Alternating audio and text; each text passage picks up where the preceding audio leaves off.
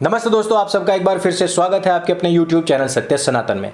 आज हम बात करने वाले हैं बहुत ही ब्लंटली और ओपन, और करे भी क्यों ना, जब देश के दुश्मन सड़कों पर खड़े होकर के खालिस्तान जिंदाबाद, पाकिस्तान के जिंदाबाद के नारे लगा सकते हैं, हिंदुस्तान की पतन की कामनाएं कर सकते हैं, हमारे लाल किले पर हमला कर सकते हैं, हिंदुओं को मोक कर सकते हैं, गाली दे सकते हैं, तो आज उन सब बातों का जिक्र करना भला क्यों जायज ना हो। जिनको बुरी लगे वो बंद कर सकते हैं।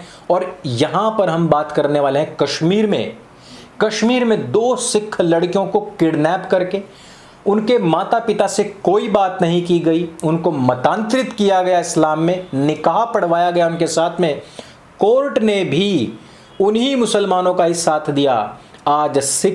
आज गुरुद्वारा प्रबंधक कमेटी दिल्ली के प्रेसिडेंट जम्मू और कश्मीर की सड़कों पर अगर आज लेटे हुए हैं तो उनके पुराने स्पीचेस भी हमें सुनने चाहिए, जहां पर वो हिंदुओं को कहा करते थे कि हिंदू ऐसा धर्म जिसकी लड़कियों को कोई मतांतरित कर ले जाए, लव जिहाद कर ले जाए, ऐसे में उस धर्म का ना होना ही बेहतर है। आज हिंदू धर्म को कमजोर बताने वाले लोग, खुद को सिंह बताने वाले लोग, तलवारों से फैसला करने वाले लोग आज सड़कों पर क्यों रोना रो रहे हैं, क्यों ट्विटर खेल रहे हैं, क्यों वो जाकर के गवर्नर से मिल रहे हैं, क्यों वो कोर्ट के चक्कर लगा रहे हैं, जो कल तक कह रहे थे कि हमने हिंदुओं की बहन बेटियों की इज्जत आबरू बचाई है। वो लोग आज अपनी बहन बेटियों की इज्जत आबरू किस तरीके से बचा रहे हैं ये भी देखने लायक है, और किस तरीके से उस समय में बचाई होगी ये भी देखने लायक है। पाकिस्तान, अफगानिस्तान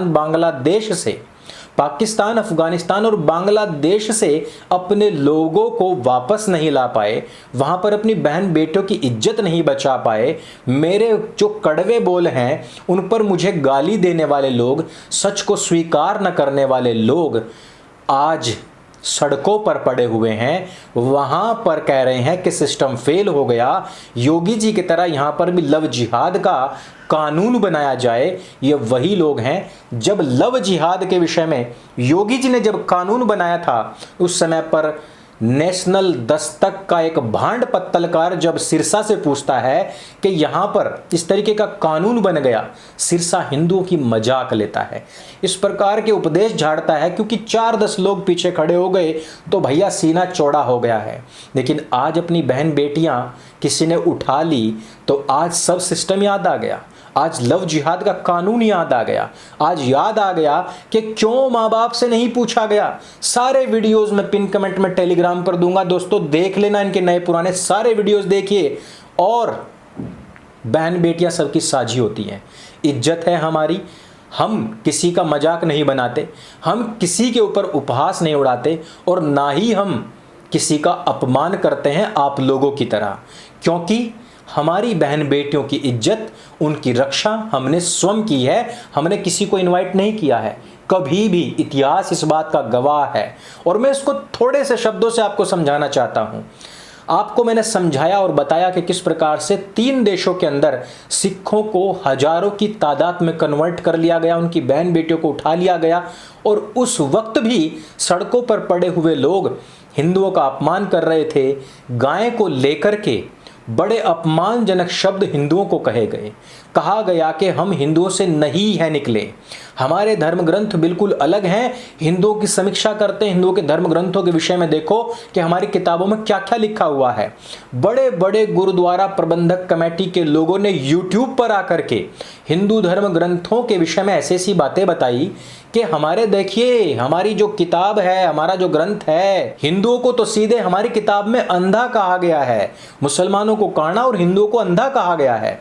यही नहीं, गुरुद्वारा में प्रसाद जो वितरित होता है उसको लेकर भी हिंदुओं को भिखारी, हिंदुओं को भूखा, भिखमंगा तक कहा गया था।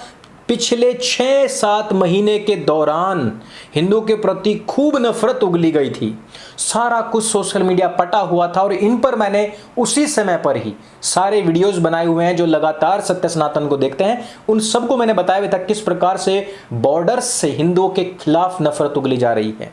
हमारे ग्रंथों, हमारे महापुरुषों, सबके ऊपर इसी प्रकार से नफरत उगली गई। लेकिन मैं यहां पर आपको बताना चाहता हूं कि यह जो कार्य है ये आज से नहीं, 1400 साल से चल रहा है।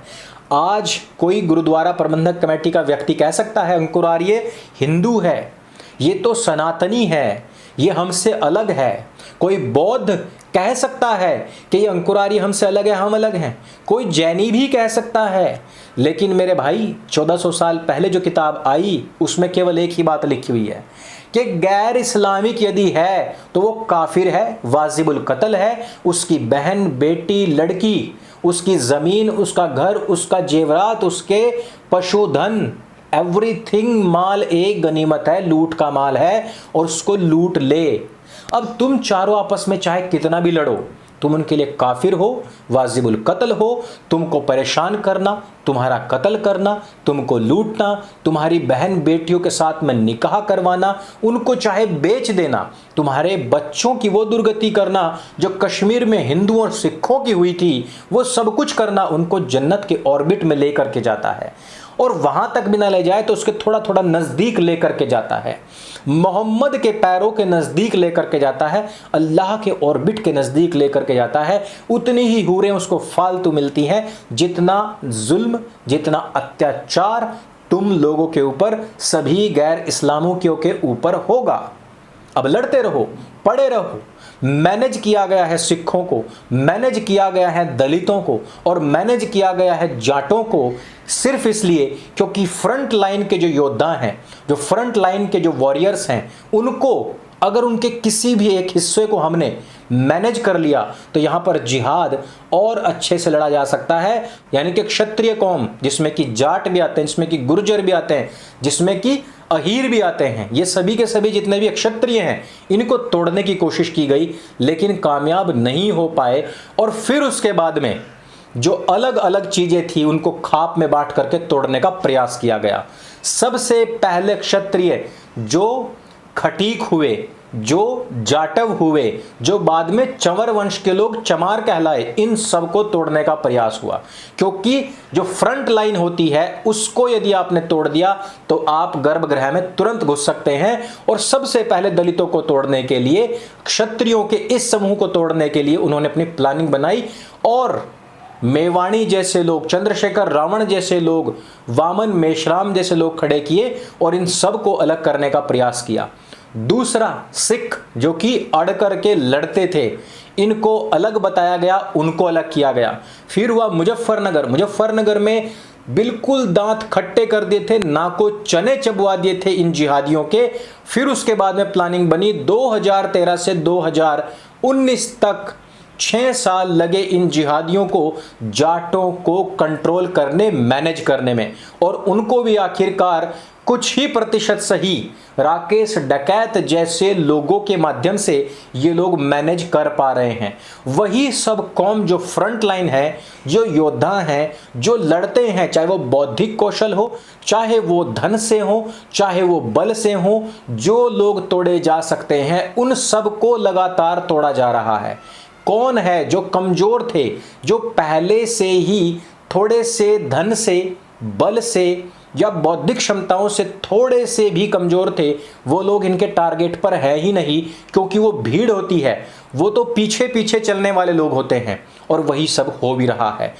यहां मुजफ्फरनगर, कैराना में जिन लोगों ने जिहादियों के दांत खट्टे किए थे, उन लोगों को मैनेज करने के लिए आज सड़कों पर ये लोग पड़े हुए हैं, चाहे उन्हें आप जाट कहें, चाहे उन्हें जट कहें, और मैनेज करने में कहीं ना कहीं जिहादी उनको सफल हुए हैं। और अगर आज जिस बात को लेकर के ये लोग सड़क पर पड़े हुए हैं, अगर ये कानून रिपील हो गया तो CAA, NRC, NPR, 3 तलाक, ये सब कुछ रिपील करने की बातें होंगी। और अगर ये रिपील हो गए तो हमारे वो लोग जो पाकिस्तान में, अफगानिस्तान में और बांग्लादेश में एक एक पल गुजार रहे हैं भारत की उम्मीद में, उन सब की आशाएं खत्म हो जानी हैं। आप लोग जो आज सड़कों पर पड़े हैं, जो इस हुजूम को देख करके 2-4 लोग अपनी पीठ के पीछे खड़े हुए देख करके कह रहे थे हिंदू एक कमज़ोर धर्म है, इसका होना ना होना बराबर है, इसको ख़त्म हो जाना चाहिए, वही लोग आज सड़कों पर दोबारा से पड़े हैं कि हमारी 2 बेटियों को छोड़ दीजिए। एक निवाला खिला करके पाकिस्तान में हजारों सिख लड़कियों को उड़ा ले गए। अफगानिस्तान खत्म करवा दिया, पश्चिम बंगाल साफ कर दिया है, उमर गौतम ने 1000 से ज़्यादा लोगों को कन्वर्ट किया है, उसमें केवल हिंदू ही नहीं है, उसमें केवल गीता बाँचने वाले लोग, पढ़ने वाले लोग ही नहीं थे। उनकी किताब में केवल और केवल तुम काफिर हो, तुम लूट और कत्ल के वाजिब हो, तुम्हारा हर चीज हर सामान माले गनीमत है और तुम्हारे को लूटने, समाप्त करने, खत्म करने, जलील करने, तुम्हारे मुंह पर थूकने, तुमको परेशान करने या किसी भी प्रकार की यातना देने में ही उनकी जन्नत अता होती है, उसमें ही उनकी सुन्नत है। दोस्तों, कई बार क्या होता है कि हम अपने इतिहास में अपने गुरुओं का, अपने पूर्वजों का इतिहास ही केवल गाते रह जाते हैं। यहाँ पर ज़मीन पर आप लोगों को जिहादी मैनेज कर चुके होते हैं और आपको लग रहा होता है कि हम अपनी आज़ादी की लड़ाई लड़ रहे हैं और यही सब कुछ चल रहा है। तो मेरे दोस्तों, इन सब षड्यंत्रों को समझिए, इन सब पॉइंट्स को जोड़िए कि जो कार्य हमारे दुश्मन नहीं कर पाए वो आज हमारे लोग कर पा रहे हैं। कहीं ना कहीं इन लोगों को मैनेज किया गया है। मैंने संकेतों में बहुत सारी बात कही है, इन संकेतों को अगर आप समझ पाएं, इन बिंदुओं को यदि आप जोड़ पाएं तो इस वीडियो को सबके साथ में शेयर अवश्य करें। मेरी सभी से करबद्ध प्रार्थना है। मेरे संग बोले सत्य सनातन वैदिक धर्म की जय। जय हिंद, वंदे मातरम।